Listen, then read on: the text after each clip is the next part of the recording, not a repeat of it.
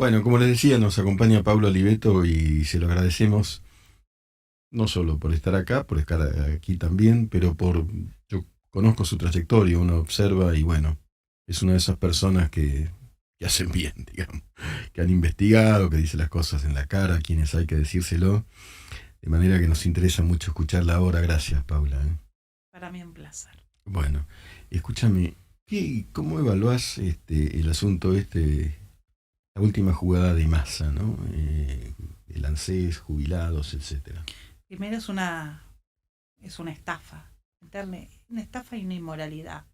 Meterle la mano al ahorro de los jubilados, porque el Fondo de Garantía de Sustentabilidad se conformó, entre otras cosas, con la primera estafa a los jubilados, que fue la nacionalización, como se hizo de las AFJP. Pero se suponía que ese Fondo de Garantía de Sustentabilidad era para sostener el sistema, para garantizar que los jubilados pudieran cobrar sus saberes y también para garantizar que los futuros jubilados pudieran tener su recompensa después de Sí, haber la que laburado toda la corresponde, por vida. supuesto. Así que tiene que ser muy inmoral para meter la mano ahí de la forma en que lo hizo. El Fondo de Garantías tiene mucha posición en bonos argentinos, pero si yo le explico a la gente eso, le va a ser muy difícil.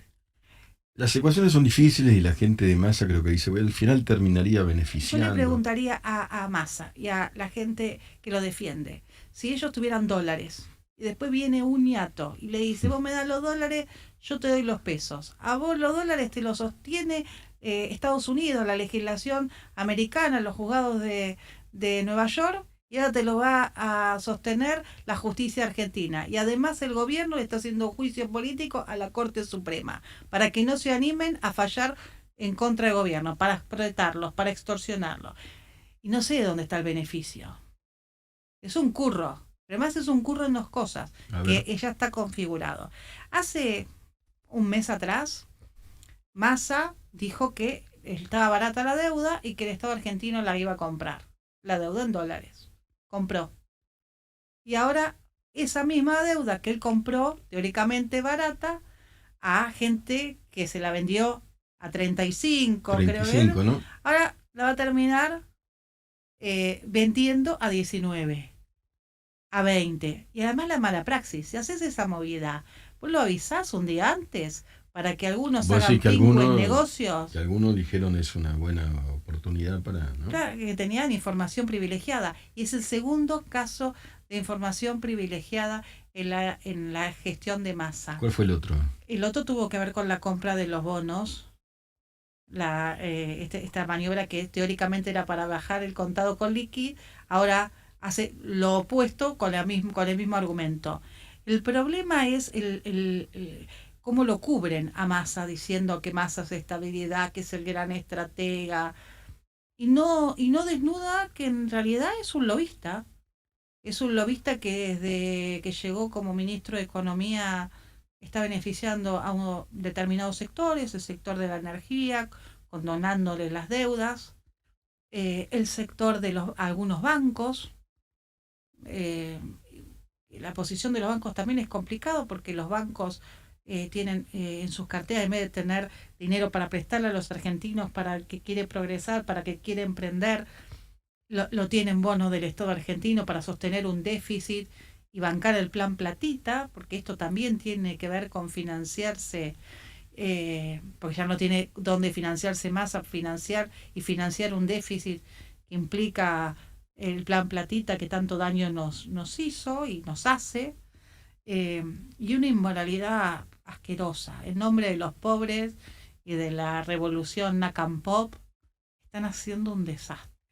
Ahora, Massa se decía, se postularía, no se sabe, algunos decían eso, lo postulaban como candidato por el Frente de Todos. No, no pareciera que en estas condiciones pudiera ser. Es que yo no te puedo analizar un inmoral. Un tipo que hace 4 años le prometía al pueblo y le creían que iba a terminar con los ñoquis de la cámpora, que quería recuperar lo robado por Cristina Kirchner. Uno de los impulsores de la ley de arrepentido, ahora dice que Cristina es inocente, los ñoquis de la cámpora son sus socios y es uno de los socios principales del Frente de Todos. o es cínico, o tiene un desdoblamiento de personalidad, o es un inmoral que nada le importa con tal de llegar a sus objetivos. Y en el medio el discurso complicado, porque hay gente que tiene esas características, pero no te vende otro personaje. Entonces, lo siniestro de la personalidad de Massa es sus formas. No se compromete con nada, eh, pero simula que sí. Simula que está equidistante de Cristina, simula que está en contra del juicio político. Mira, en el caso del juicio político a la Corte, que lo traigo a colación porque Vos estás en esa comisión, estoy ¿no? en esa comisión y Sí, es una contame pelea. lo que puedas de eso. Sí, pero te juro, es una pelea cuerpo a cuerpo, 11 horas, una vez por semana, discutiendo sin horas. parar. Los dos diputados de Massa avanzan en el juicio político contra los miembros de la Corte. Entonces, si vos sos ministro de Economía y tus diputados están avalando ¿Quiénes son los dos de Massa? Dos diputados, una diputada y un diputado, no recuerdo los nombres. Sí, del Frente Renovador, el Frente de todo. Pero yo tenía la ilusión de que estos dos diputados, en el entendimiento que la seguridad jurídica es importante para la economía, no hicieran ninguna locura. Y se volvieron inquisidores de los testigos, firman todas las medidas de prueba propuestas por las voces cantantes o los estrategas de la comisión, que son Tailade y Moró. Ahora que me explique el ministro Massa cómo pretende sacar adelante un país cuando todo el sistema judicial, la cabeza de otro poder de Estado, está siendo asediada, extorsionada por el poder político de turno, por el presidente de la nación y por la vicepresidenta. Ahora, Tailade y Moró son, digamos, voceros bueno, de la vicepresidenta, de los intereses de la vicepresidenta. Son los estrategas y los ejecutores. Y el que lo dijo maravillosamente en su brutalidad fue Parrilli. Lo que quiere es que los jueces, esto todo es para que los jueces de casación sobresean a Cristina en todas sus causas antes de las elecciones. Y eso no puede pasar porque hay tiempos procesales lógicos, sí, lógico, claro. Independientemente de la prueba y del trabajo maravilloso que hicieron el fiscal Luciani y los jueces. Ahora, estamos viviendo en un estado casi te diría autoritario. Sí.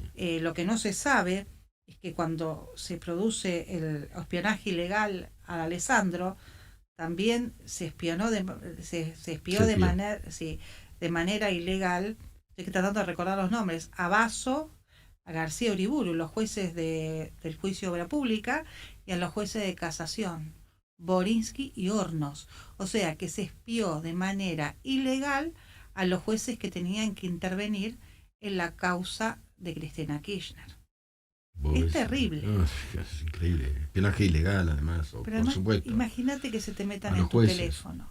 Bueno. A cualquiera de nosotros. Las charlas más íntimas con tus amigos, con tu pareja, tu trabajo.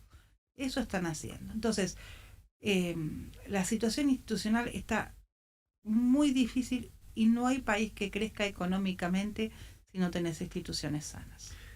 ¿Y cómo es de aquí a las elecciones el panorama, no?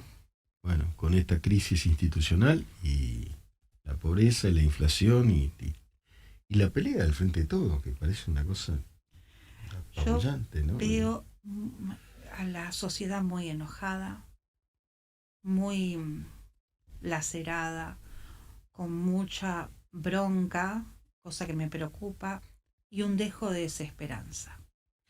Y cuando ese es el cóctel, la consecuencia es la apatía. Entonces vos decís, la mayoría de los argentinos quieren otro sistema político y están cansados del kirchnerismo. Ahora, si los que tienen que realmente comprometerse en el cambio, y no es la clase política, es todo el pueblo argentino. Seguro.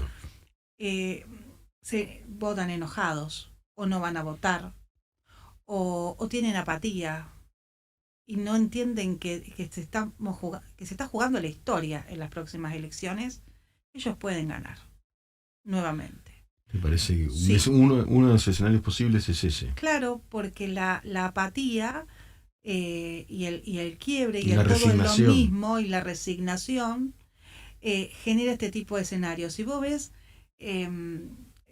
lo que pasó en el 2001, el emergente fue Néstor Kirchner.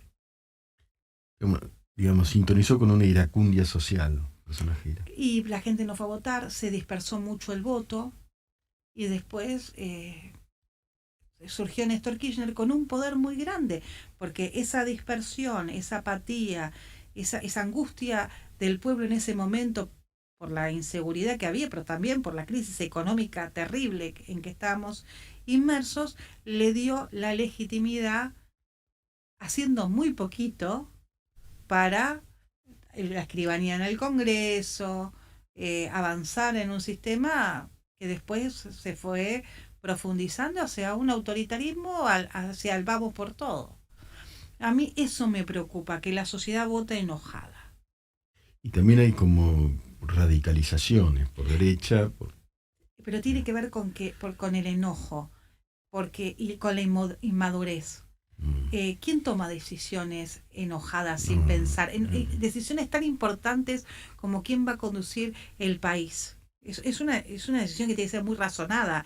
¿Quién va a conducir el país? Tiene que ver nuestra vida está en juego, digamos. la seguridad, la economía, el que nuestros hijos se queden en la Argentina. Yo tengo una hija de 20 años. Ese también es el desafío. Entonces, cuando vos tomás en la vida, pues las decisiones en la política no es distinta a las decisiones en la vida, decisiones enojadas y en caliente son tus peores decisiones. Pasa con el Brexit, dicen algunos analistas de Inglaterra. Vos mirás cómo está Inglaterra, se fueron las fábricas, creció la desocupación, hay instituciones que hacían beneficencia y ayudaban mucho, financiados por el Banco Europeo, que se fueron de Inglaterra y están generando una crisis muy grande, sobre todo no tanto en Londres, sino en los alrededores que no es lo que generalmente ven los turistas. Sí, esa locura. El voto bronca, ¿no? Que no es el mejor camino. Y es inmaduro, porque es impulsivo. Habla de una sociedad que tiene que madurar, porque un ser maduro es aquel que puede razonar lo que le conviene, el que piensa sus decisiones, el que evalúa las consecuencias de su accionar. Y votar en este tiempo histórico tiene que ser algo muy razonado y tiene que ser un compromiso histórico y republicano del argentino. Ahora, en el medio de todo este panorama... Estamos pidiendo mucho al argentino cuando la política hace poco también. Bueno, la política es la política de los argentinos también, ¿no? Somos argentinos. Sí, por supuesto. Alberto Fernández, ¿vos qué pensás? ¿No? Digo. Alberto Fernández es una persona que no estaba preparada para ser presidente. Y él lo dijo, él estaba en un departamento que le daba su amigo y un día Cristina lo llamó a su departamento en Barrio Norte y le dijo: vas a ser presidente de los argentinos.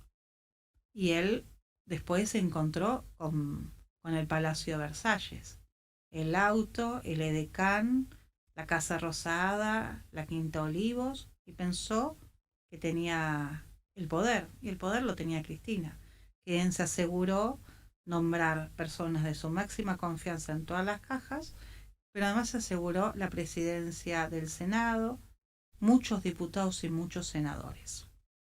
Y yo a veces creo que lo eligió porque sabía que era una persona con determinadas características, que tal vez podía tener algún rasgo de independencia, pero que después su propia inseguridad y su propia debilidad para ejecutar la independencia hacia lo que implicaba el kirchnerismo más puro, no se iba a llevar nunca adelante. Y de hecho lo logró, porque siempre el off era que Alberto se iba a independizar de Cristina, y en la decisión última no pasaban de periodistas que comentaban que Alberto iba a diferenciarse de Cristina. Ahora buscó una persona que hablaba bajito y que algunos periodistas vendían como un ser razonable, que tocaba y a Fito Sí, Páez, a sí, Lito a Lito Nevia, Nevia, sí, sí. Y el perro y toda esa historia. Bueno. y bueno, y el perro, y la verdad que tenía experiencia de gestión porque había sido jefe de gabinete, pero con características en su personalidad de una persona que no tenía ni estabilidad emocional, ni fortaleza Hablando de intelectual. estabilidad emocional, a Cristina Fernández, ¿cómo la evaluás? Eh, Doy un pasito antes para después. Dale. Eh, Ahora, la pregunta es, los argentinos votaron una fórmula donde estaba Cristina Kirchner y una persona que desconocía, que algunos medios le vendieron como razonable y que podía ser el equilibrio. Por eso hablo del voto meditado. A Cristina Kirchner, ¿cómo la veo? Bueno, está encerrada y creo que el pueblo hizo un quiebre con ella. Pero ¿sabes cuándo lo hizo? ¿Cuándo? Va, a mí me choqueó. Cuando fue el atentado, que eso es verdad, Sí. es inevitable, le pusieron un arma en la Sí, cabeza, un horror, después, una locura, bueno. y un horror su custodia, un horror la gente en la puerta de la casa. Sí. Esos días todo fue un horror. Llamaba a la violencia, todos en la casa, la policía, los vecinos que no podían tener su vida. Un horror, un horror. Pero ellos llamaron a una movilización. Sí. Y la gente, el pueblo no salió a la calle para acompañarla. Y había encuestas donde el 80% no le creía. Es cierto eso. Y ahí quebró. Y ese debe ser el dolor más grande, porque ellos dicen que representan al pueblo, y el pueblo hoy está tan ocupado en que no les roben, tratar de renovar el alquiler, tratar de que no te rajen, tratar de llegar a fin de mes, tratar de comprar en el súper o en el almacén lo que compraste toda tu vida y no caerte de eso, sobre todo la clase media, que le importa poco lo que le pasa al otro. La sociedad está endogámica. Espera poco de la política. Pero lógico, pero porque tiene que sobrevivir. Estás ocupado. La lucha no es salgo a la calle para defender ni a Cristina, ni a Macri, ni a Carrión, ni a mí, te estoy poniendo así ejemplos. Sí. Sino la lucha es diaria, es continua por sobrevivir. Por sobrevivir. Y ahí es donde es una mujer que no tiene la más mínima sensibilidad. Vos fíjate que cada vez que habla no puede empatizar con el dolor. No, el dolor de los que pierden familiares por la inseguridad, el dolor de los que se han caído del sistema, el dolor de los que no llegan a fin de mes y laburan desde las 7 de la mañana hasta las 10 de la noche. Hablan de un pueblo al que desconocen totalmente. Sí, un pueblo de ficción. Un pueblo de ficción. Y además con esta cosa, ¿no? Ellos hacen un culto a la pobreza, como si el pobre quisiera ser pobre. Claro. Y nosotros, el pobre quiere ser de clase media, sí, y la clase media se quiere quedar en la clase media. En realidad el pobre quisiera vivir como ellos.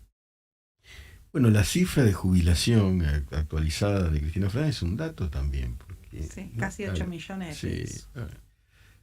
Digo, y empezamos hablando de este manotazo a los fondos de sustentabilidad y solamente eso simbólicamente es un mensaje notablemente fuerte, no sé. Sí, pero ¿sabes qué? También creo que nosotros le tenemos que hablar más a la gente en el idioma del pueblo. A veces veo la política que habla muy difícil.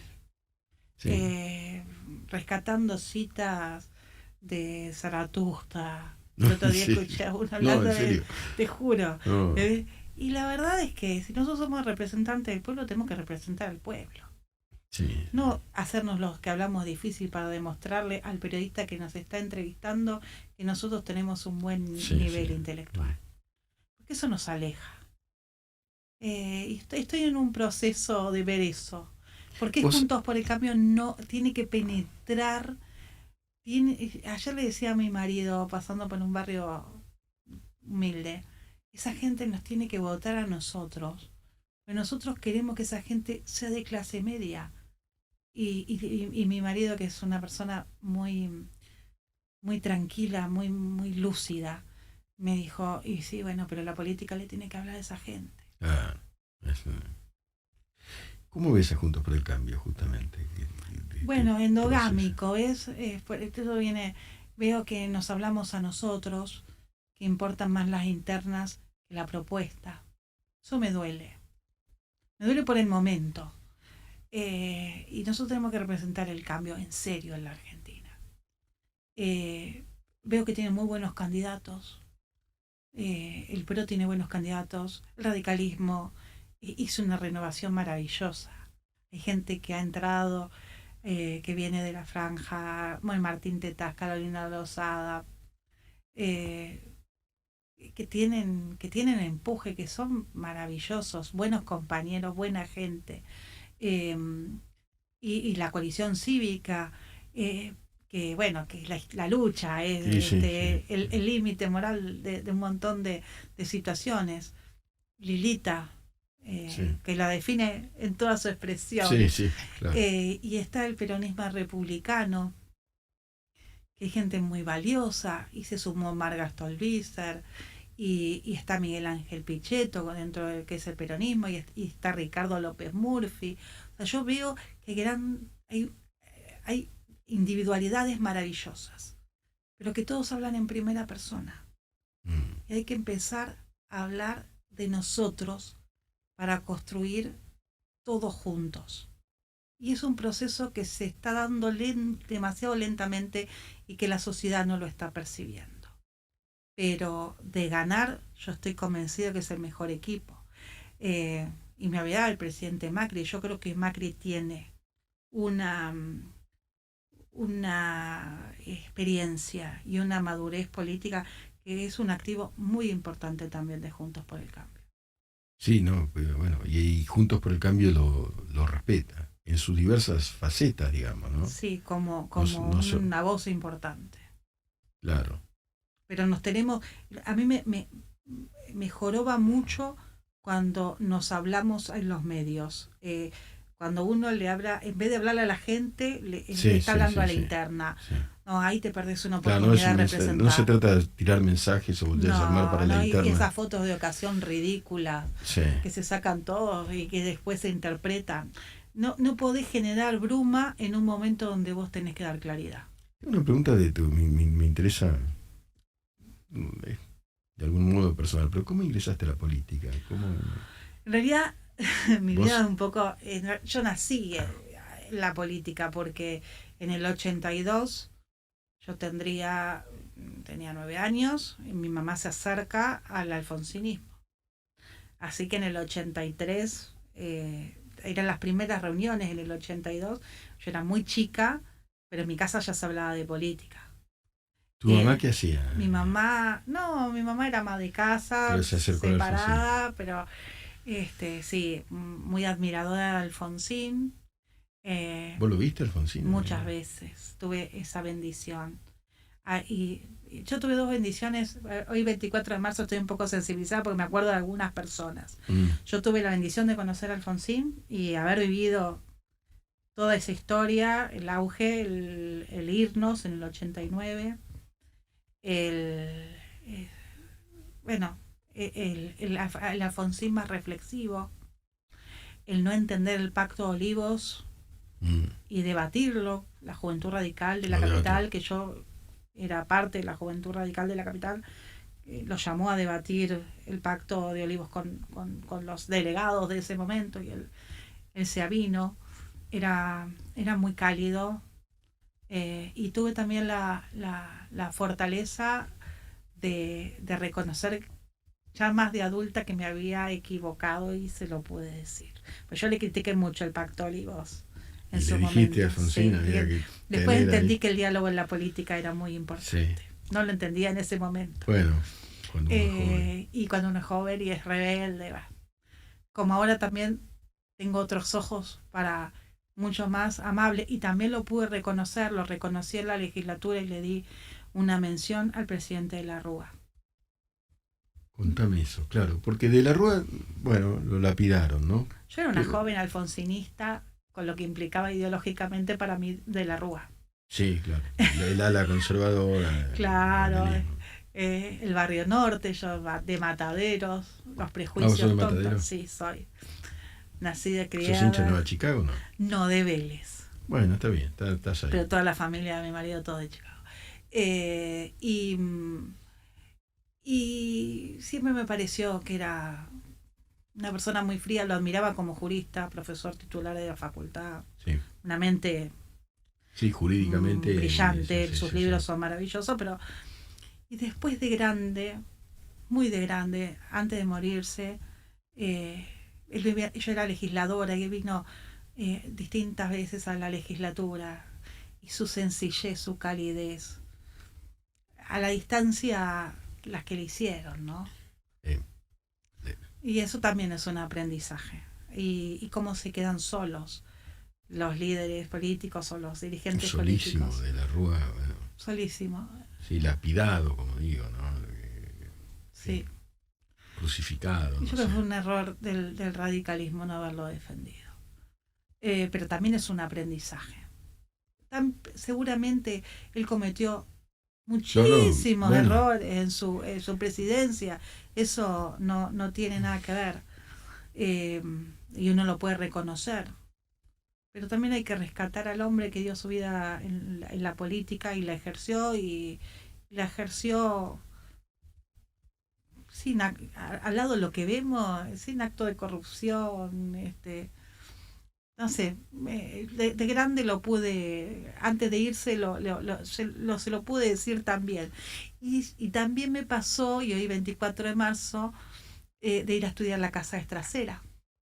ah, contame eso. Claro, porque yo ¿Cómo? estudiaba en la facultad con ¿Cómo? Julián, su hijo. Mirá, Claro, hermosa persona, honestísima persona, su hijo maravilloso persona, compañero, serio.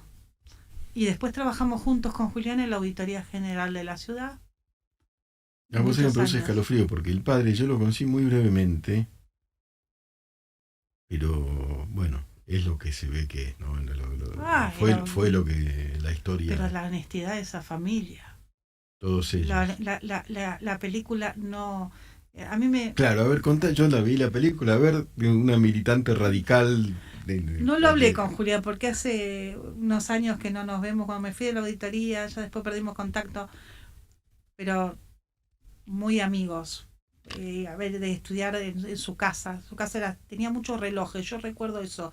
Una Mirá, mamá muy mamá ajá, y una casa llena de relojes. Entonces yo cuando fui a ver la película fui a ver esa casa, la que la conociste que también. conocí. Una casa de un tipo de clase media normal, una familia maravillosa. La película lo rescata a él. Lo que él no hace, bueno, tenía que ser ficcionada, pero no le hace honor a lo que fue ese juicio maravilloso, lo que pelearon esos hombres, lo que arriesgaron esos hombres y las consecuencias que eso generó en sus familias. Consecuencias terribles. Si uno lo habla con Ricardo Gilavedra o con el resto de los que quedan vivos, de los jueces de las juntas, este, muchos las han pasado muy Hubo mal. un Un costo costo para muy ellos. grande.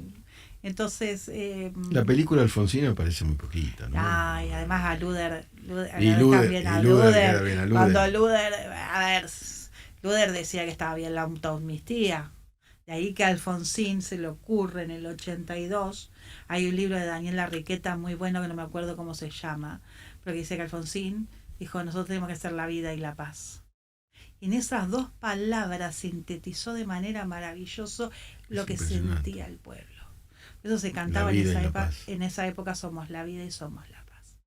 Impresionante. Sí, a veces yo veo a estos chicos marchar este, y decir cada barbaridad. Ellos no estaban, ¿eh? El PJ no estuvo. Estaba en contra. Escúchame, Estuvo en estaba en contra de la contra. CONADEP, Estuvo en contra de la CONADEP. estuvo en Proponían la ley contra de del juicio de las autonomía. juntas, porque ellos querían la bicameral. Eh, Hay que rescatarlo a Cafiero, lo que hizo Sí. Cafiero en Semana Santa, ponerse al lado de Alfonsín. Hay que rescatar un sector del PJ que en los primeros años bancó. Después, fue todo errores económicos, seguramente un país difícil, pero también una necesidad una voracidad del PJ terrible. Y lo que más me duele es que ellos se dicen que son los paladines de la recuperación democrática. Y olvidan a los verdaderos hombres y mujeres que en ese momento pelearon en serio por la recuperación de la democracia.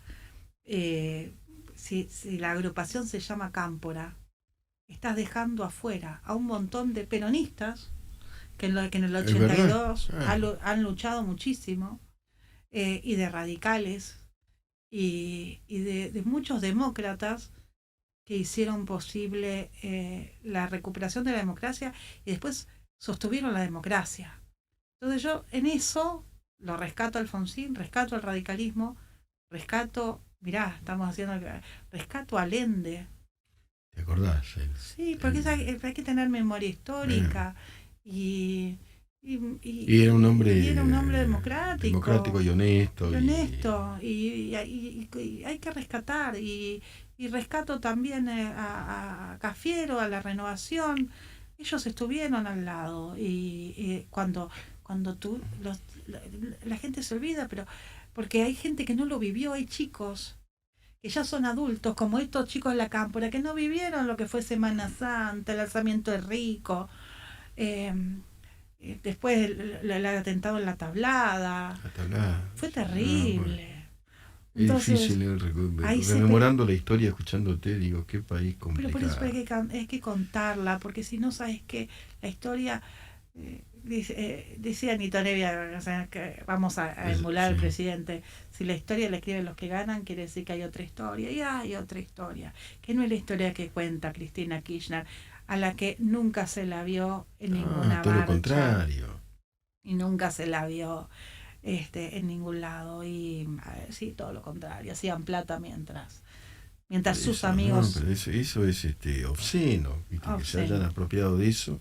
Además, es triste que se apropien de algo que no le pertenece a nadie. Exactamente. Sino a todo el pueblo. De todo, por supuesto. Y a cada uno le caerá el recuerdo de un día como hoy, de distintas maneras, porque al familiar que tiene un familiar desaparecido debe ser un día terrible, y también la dictadura, está Malvinas, o sea, la dictadura ha dejado tantas heridas en tantas familias, que hay que recordarlo, ¿no? Así, con banderas que dicen Cámpora y pidiéndole a una millonaria corrupta que va a ser candidato. Eso es banalizar el horror. Banalizar el horror, impresionante. Paula, ¿cómo es tu vida en la Cámara de Diputados? ¿Qué hace un diputado? ¿Estudias? ¿Cómo llegás? Bueno, yo te estaba diciendo que en realidad yo no tuve otra que militar en el radicalismo, porque a los 18 años era soplar la velita y llenar la ficha del radicalismo. Pero eran otros tiempos, eran tiempos de discusión, te tomaban examen, tenías que leer la contradicción fundamental, tenías que leer mucho y además militar mucho, porque sentías ese... Bueno, había una pasión, esa pasión. Tiempo, sí. Después ingresé yo tenía que laburar, laburar desde muy chiquita. A los 16 años entré a trabajar en un negocio en el 11. Vendía uniformes de colegio. Se llamaba Casa Ema. La familia Rajmilevich, a la que amo. Y ahí yo trabajé para bancarme la carrera de Derecho en la facultad, en la Universidad de Buenos Aires. Por eso yo sostengo que es tan importante la universidad pública, gratuita, porque... Y no creo que se tenga que crear universidades como hongos para justificar a los punteros en el conurbano, ¿no? Pero sí el acceso, porque en la vida de todo ser humano, sobre todo los que venimos de la clase media, la posibilidad de estudiar de manera gratuita es la posibilidad de ascenso social. o de desarrollo personal. Bueno, estudié trabajando a la noche y seguía militando menos porque había que estudiar. No tengo amigos de la franja de esa época, pero más militaba en el partido y estudiaba. Me quería recibir rápido porque tenía que laburar. Y las dos cosas eran complicadas. Y tenía que ganar para bancar la familia. Entonces, a los 22, para 23 ya me recibí abogada.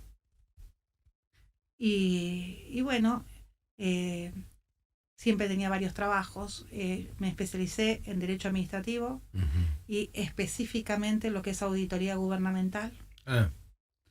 Trabajé. Claro, crucial, claro. Después te proyectaste y te desplegaste sobre eso. Claro, toda mi formación tiene que ver en eso. Fui una de las auditoras de todos los convenios de pesca con la Unión Europea. Eso me dio una visión bastante grande de lo que implica el mar argentino, cómo depredan el mar argentino, las negociaciones atrás del mar argentino. Hasta el día de hoy, ¿no? Hay la depredación. Sí, es terrible. Ahí lo mostró Mariana Zubik el otro día con Maxi, que fueron, y Piñeiro. Sí. A mí me da...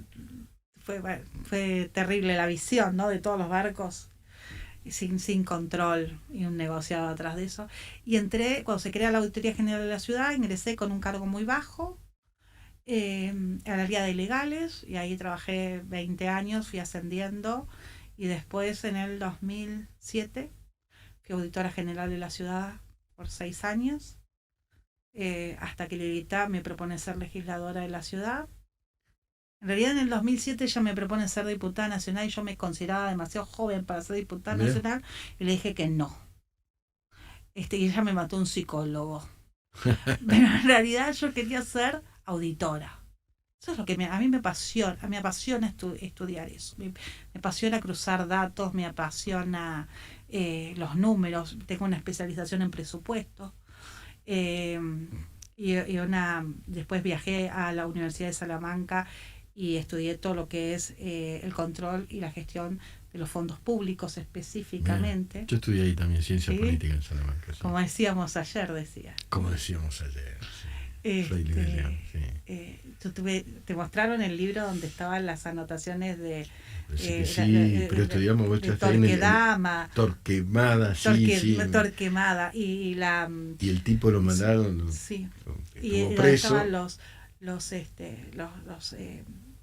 o sea que estudiaste en el Paraninfo, que es el edificio histórico. Sí, qué maravilla. Qué maravilla. Y me quedé tirada en esa biblioteca maravillosa. Salamanca, sí, una maravilla. Había un viejito con el que te mostraba los libros con los guantes blancos. Eso no me acuerdo, pero bueno. Me quedé con flash, pues pasó hace muchos años, tengo 50. Y bueno, y fui de legisladora, primero auditora, fui 6 años auditora general, y después fui legisladora 4 años, ahora ya llevo 5 como diputada nacional, este es mi último mandato, no quiero reelegir. ¿Pero tenés mandato hasta el...? Hasta el 20... Tengo hasta el 25. ¿No querés reelegir? No. No, creo que si vos te lo tomás responsablemente, es muy, muy cuerpo a cuerpo, es una lucha diaria. Estoy en comisiones difíciles. Juicio político y... El presupuesto. Y en la bicameral de revisora de cuentas, que es muy técnica. La verdad que se hace un buen trabajo de todos los partidos, es muy, muy técnica. Que es la que te aprueba la cuenta de inversión, o sea, es una bicameral difícil, pero maravillosa, porque tenés un paneo de todo el Estado. Y porque ahí, digamos, más que las palabras implican números y los técnicos de la Auditoría General de la Nación que preside Jesús Rodríguez, chapó, gente muy seria. Sí, empezando por Jesús. ¿No? Empezando por Jesús, al que quiero mucho. Y bueno, entonces... cumplí 50 el 10 de febrero y creo que quiero otra cosa para mi vida que no sé qué. Paula, un gusto, haber No, estado por favor. hablando contigo y bueno, hay que seguir. Vas a seguir. Yo tengo, sí, pero tal vez no de diputada. La vida te tiene que llevar a otros lugares. Y la política tenés que entrar, salir, militar, acompañar.